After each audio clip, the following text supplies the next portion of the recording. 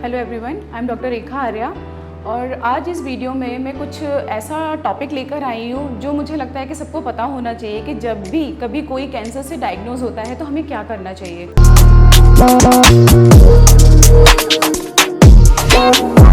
ये वीडियो मैं इसलिए बना रही हूँ क्योंकि मैंने बहुत सारे लोगों को देखा है, वो इतने ब्लैंक हो जाते हैं कैंसर सुनते ही, उन्हें समझ ही नहीं आता कि अब क्या करें। तो इसको बनाने का मेरा पर्पज़ यही है कि एक तो जब भी कभी भी कोई भी रिलेटिव में, फ्रेंड सर्किल में या फिर फैमिली में कभी भी कोई भी कैंसर से डायग्नोज होता है तो घबराना नहीं है।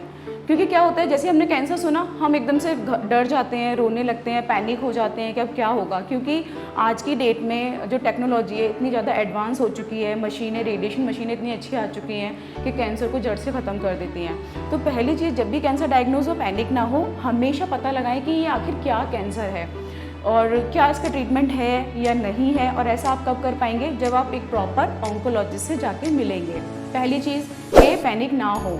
एंड नेक्स्ट मेरा जो एडवाइस है वो ये है कि अगर कैंसर डायग्नोज होता है तो हमेशा एक हायर सेंटर को प्रेफर करें। हायर सेंटर मतलब कॉम्प्रिहेंसिव कैंसर सेंटर।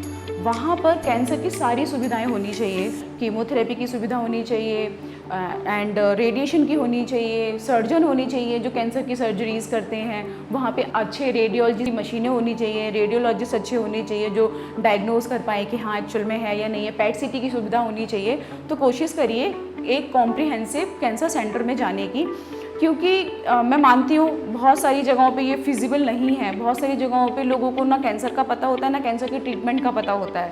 लेकिन आजकल इतनी ज़्यादा अवेयरनेस लोगों में आ रही है, स्क्रीनिंग प्रोटोकॉल्स आ रहे हैं, प्रिवेंशन टिप्स आ रही हैं, तो लोग अवेयर हो रहे हैं। तो जब भी कभी भी पता चले तो हमेशा हायर सेंटर में जाएं। अगर हायर सेंटर की सुविधा नहीं है आपके आसपास तो ऐसी जगह जाएं जहाँ पे मैक्सिमम से मैक्सिमम चीज़ें होती हों। क्योंकि मैंने देखा है बहुत सारे ऐसे सेंटर हैं जहाँ आपको कीमोथेरेपी की फैसिलिटी अवेलेबल होगी, सर्जरीज़ हो जाती हैं, लेकिन बहुत सारी सिटीज़ में अभी भी आज की डेट में रेडिएशन सेटअप नहीं है।